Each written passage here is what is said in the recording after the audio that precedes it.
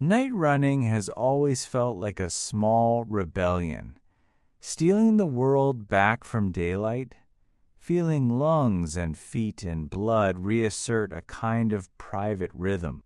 That night in 2016, I started at the edge of Hollow Ridge Preserve with my phone flashlight clamped in my fist, the beam a small, feverish coin in the dark. The preserve wrapped the suburban sprawl like an afterthought, miles of biking and foot trails that became a wilderness ribbon at night. There were no lamps, no passing cars, only the soft, boundless noise of trees and my breath. I knew there'd been a body found in the park earlier that week. Everyone had said the same line, one of the rare bad things. But in a neighborhood proud of its safety, bad things always felt like exceptions waiting to be explained away. Still, that news was a thin seasoning on the back of my mind as I ran, a curious metallic aftertaste. Maybe I should have turned back. Maybe I should have chosen an illuminated route. None of that registered once shoes hit dirt and my ears attuned to the small world of night. Leaves sighing, a far dog barking, an owl's single sad note.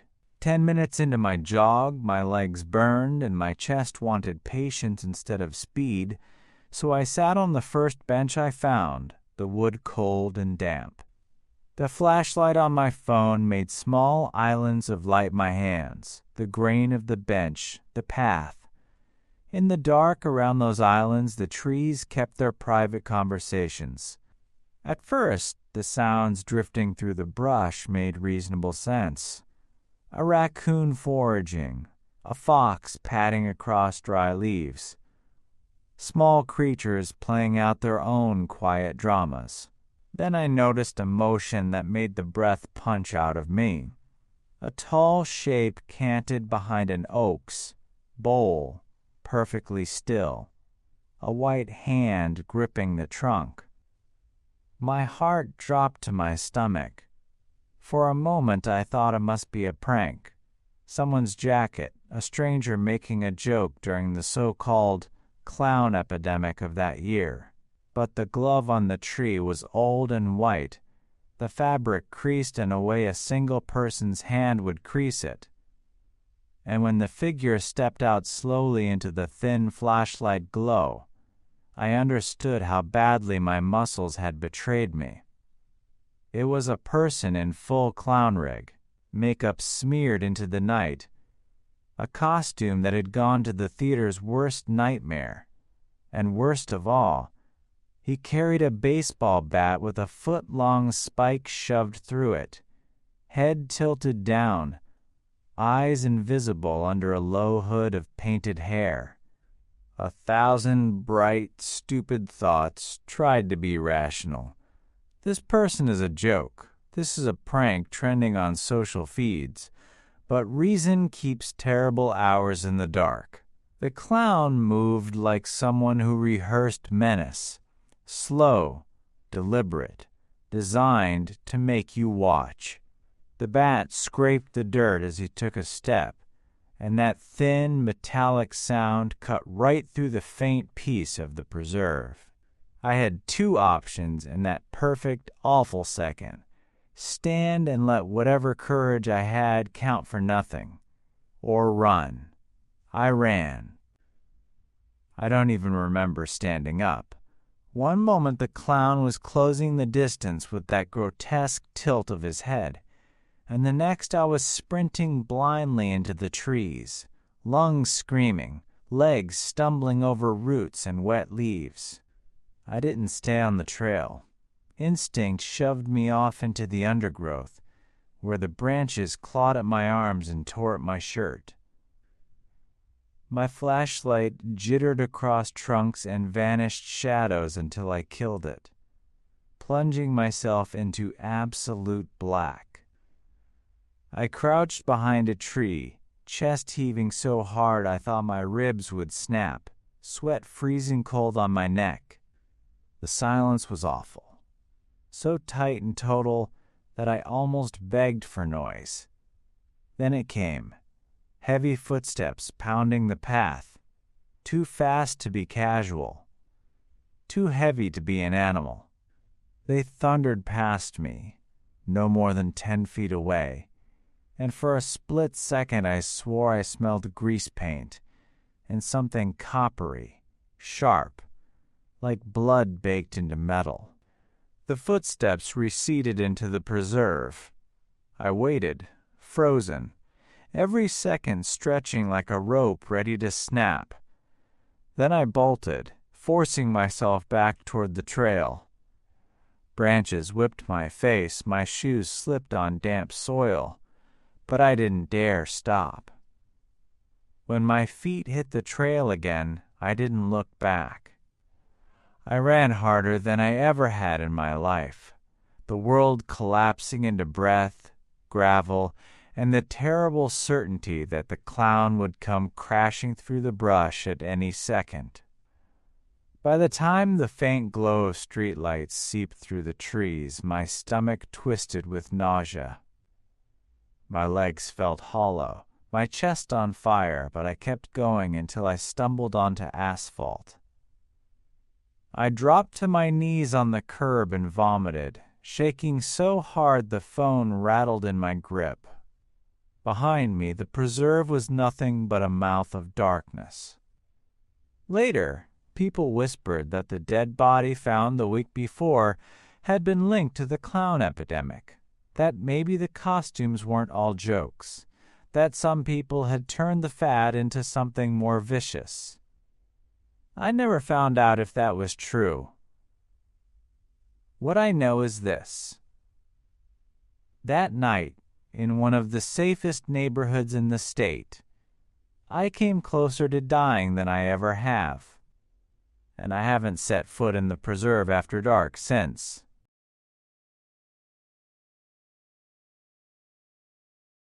I'd always preferred the controlled loneliness of solo camping, the map of my bag, the ritual of stakes and tarp, the feel of a small private world arranged by zip ties and knots. That night I picked a quiet patch of woods a few miles outside town, a place people called Hollow Ridge Preserve, though the name never felt right. Hollow sounded too empty for what the trees actually held. I set up a one-man tent near a shallow creek, lit a short, sensible fire, ate under the small orange halo of my headlamp, and crawled in for a half-hour nap before hiking a nearby loop. The forest was polite in daylight, the usual chorus of chickadees and distant traffic, leaves rubbing like pages. I trusted it. I trusted myself. By the time I returned, the afternoon had thinned to dusk, and the light drained from the trunks like water from a cup. The tent flap was a dark mouth under the trees. I shouldn't have been surprised by the undone zippermen. Forget simple things all the time.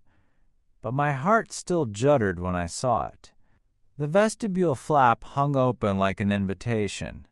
Inside, my sleeping bag had been disturbed, the contents rifled through in a clumsy, impatient way. Nothing seemed gone. That was the strangest part.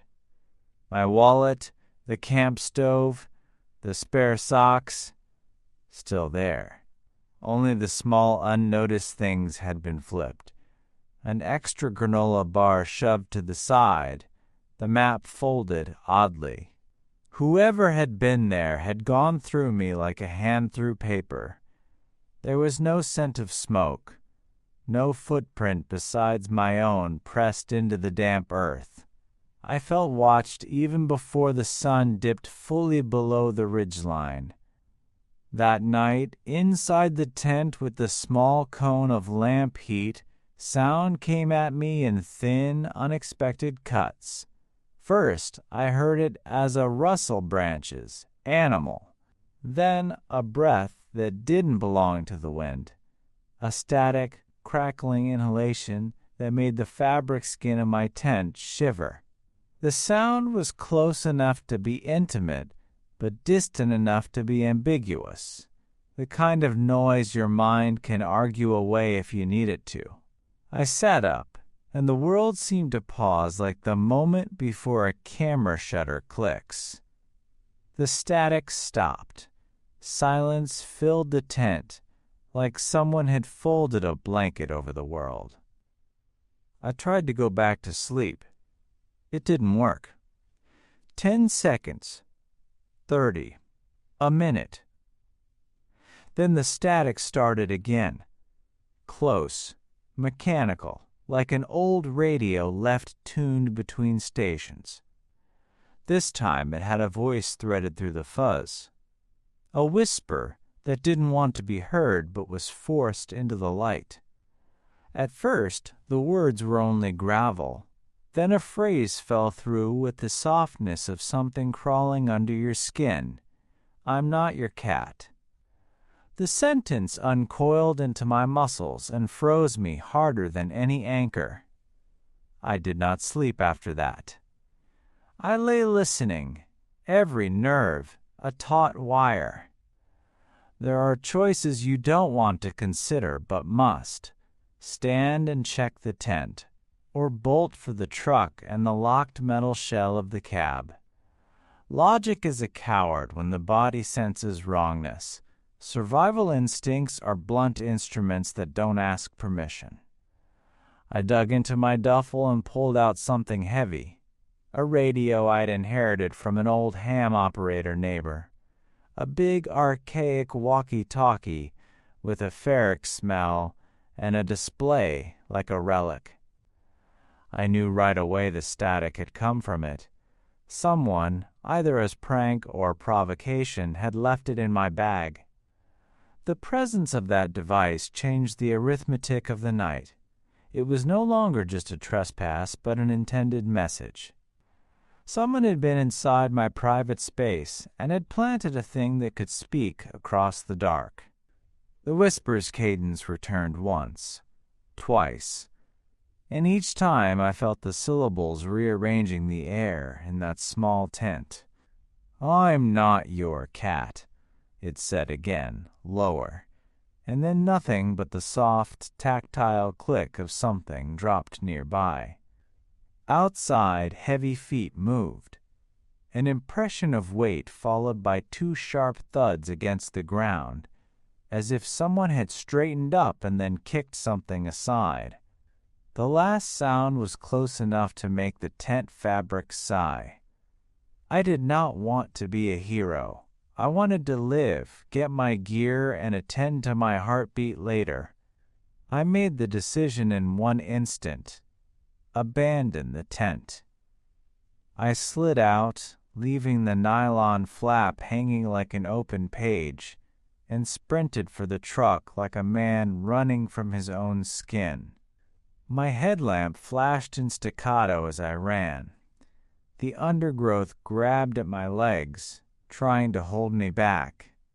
The quiet behind me stretched thin and then snapped. No chase, but the impression of movement, the idea of silhouettes folding into trees. By the time I slammed the cab door and twisted the locks, my hands were a stranger's, shaking, wet. The radio's voice had been the thing that burned the possibility of staying away, an intimate taunt that hinted at a closeness I could not fathom. I left everything else, tent, sleeping bag, stove. The stuff rolled into the dirt like offerings. It felt obscene to save them, when that whisper had suggested someone had been closer than I had dreamed possible. For a long time, sitting with the engine's small hum, I watched the dark between the trees and tried to parse the night into reason. In the rear view, something shifted, too smooth to be wind, too deliberate to be animal. For a second I thought I saw a pale hand vanish behind a trunk. I don't know if it was real or if fear painted what it needed to see, but every hair on my arms pointed at the same answer. Don't go back. I drove away that night with a clutch of leftover adrenaline and a hollowed-out sense of what alone could mean. The preserve kept its secrets, and one had been stamped with a voice. The drive back down the dirt road felt longer than the hike itself. Every curve of the trees became a corridor where something could wait, every bend of shadow a doorway. My headlights jittered over branches and brush, and more than once I thought I saw figures standing just beyond the light, faces half-formed, bodies cut off at the waist. Each time it was only bark or angled limbs, but my brain kept forcing human shapes into the dark. By the time I reached the main road, my breathing still hadn't settled. My hands ached from gripping the wheel. The whole way home, I kept replaying that voice in my head.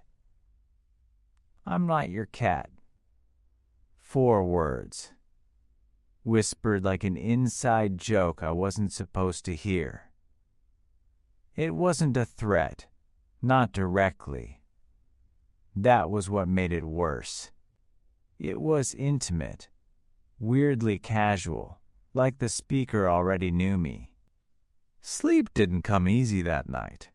Every noise in my house, the hum of the fridge, the creak of the floor, felt like static bleeding through from that radio. I left the lights on and sat up in bed until dawn, staring at the hallway like a guard waiting for the first shift to relieve him. The next morning I drove back out with daylight at my back, telling myself it would look different under the sun, rational, empty, just woods. I found my gear scattered around the campsite. The tent had collapsed on itself, the stakes yanked loose. My bag was lying open, my things spilling into the dirt as though someone had turned it upside down and shaken it. My sleeping bag was gone. But the walkie-talkie was still there. It sat upright in the dirt, caked in dew, as though someone had placed it carefully to make sure I wouldn't miss it. I didn't touch it. I just stared at the grime in its seams, the small red LED blinking faintly, though I was sure I had turned it off the night before. That slow blink looked almost like breathing. I backed away, left everything, and walked briskly to my truck. When I looked back from the tree line, I swore I saw movement near the tent. Not bold, not rushing, just the curtain of branches shifting unnaturally, as though something had stepped closer to watch me leave. For days afterward, I waited for something to happen. I half expected to hear static leaking from my closet, or find another radio tucked into my garage. Nothing came. That silence was its own weight, heavy with the sense that I'd slipped out of something I wasn't supposed to escape. Even now, when the woods around my neighborhood fall quiet, I sometimes think I hear faint breathing where there shouldn't be any. Not mine, not the wind's. A kind of grainy, mechanical sigh that rises just long enough for my skin to tighten and then disappears. And sometimes, when I close my eyes, I hear the whisper again, closer, clearer, as though it's learned how to bypass the static. "I'm not your cat.